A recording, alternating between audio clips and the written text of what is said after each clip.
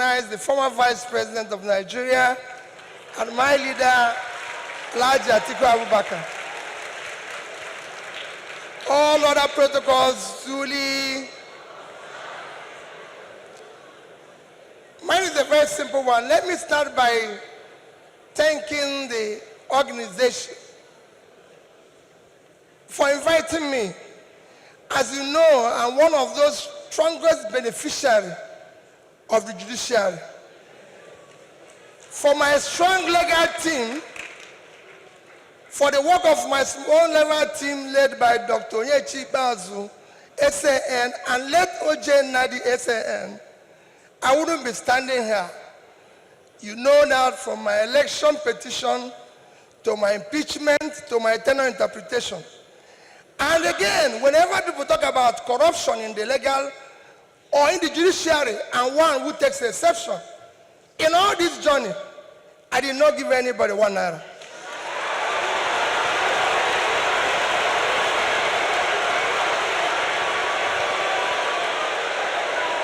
So for me,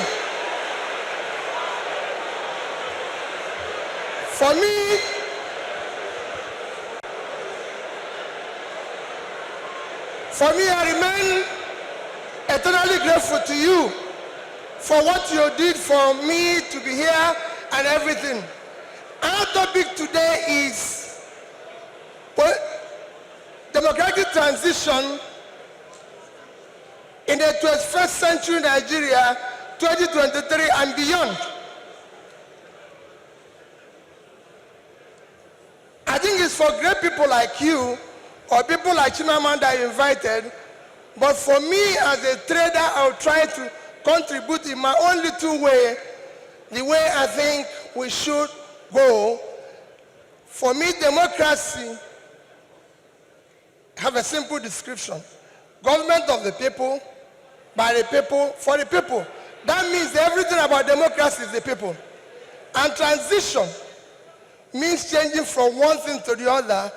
And for me, Nigeria needs urgent transition from being a highly insecure country to a secure country, from a disunited country to a united country, from corruption to a transparent country, from a country of lawlessness to a country of law and order. But in all this, it is important that we look at where we are today for people to understand the gravity of the journey we are going to take if we are going to transit. Where are we today? Nigeria have qualified to be a failed state. We have met the 2 or 3 biggest characteristics of a failed state. Number 1 is when you're no longer in charge of your territory. Today, we are among the top terrorized countries of the world. We are among the top kidnapping countries of the world. Banditry, criminality, bandits have taken over some parts of this country. Nigerians are being killed daily. All sorts of criminality is going on daily. Even our most important source of foreign exchange revenue, oil, is today 80% stolen. That shows how bad it is. We are the only country, apart from Venezuela, who we know is their own is because of sanctions, that is not meeting up its OPEC quota. Every other country is begging for increase, but Nigeria is not meeting up its own. And you wouldn't believe the quantity that is missing.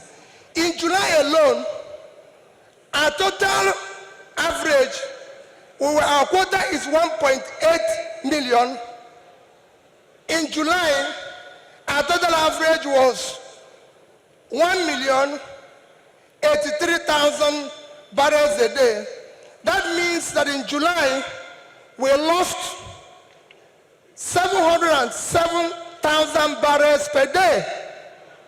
If you multiply that by 31 days, it will give you 22,227,000 barrels of oil that we lost.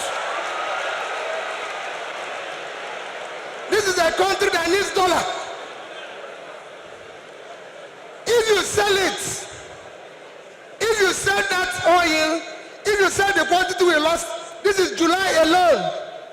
If you sell it at the average price of $110, it will give you $2,450,000,000, which at our rate of exchange of 550, you lost.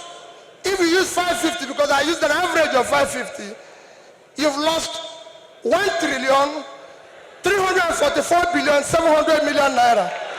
That is your country. That's what you lost in 1 month because of stealing. It is important that we know this. Number two item to show that we are failed state is that you are no longer in control of your economy. Your economy today, we have an economy where we have over 100 million people living in poverty. Your unemployment is one of the worst in the world because you have a combined unemployment of 50%, unemployment and unemployment. Out of 200 million Nigerians, 60% is supposed to be working.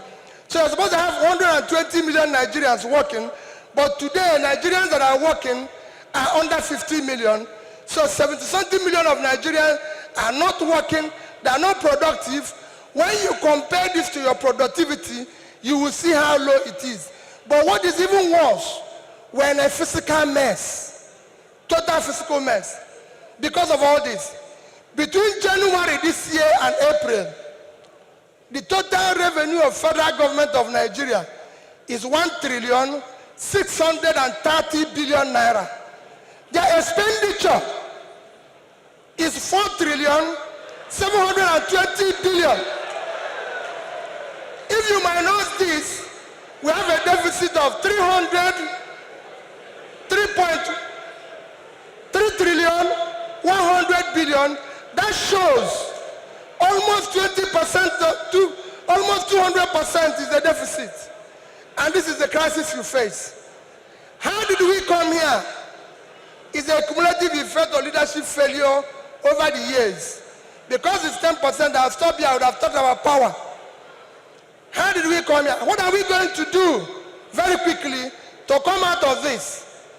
Very quickly, you need to have a visionary, articulated, competent leadership to start turning around this.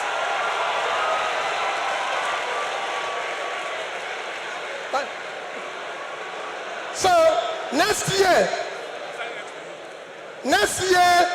the time is up, I'll take it that next year, the election you're going to have next year will not be about, remember, it is not about tribe, no religion, not connection, not entitlement.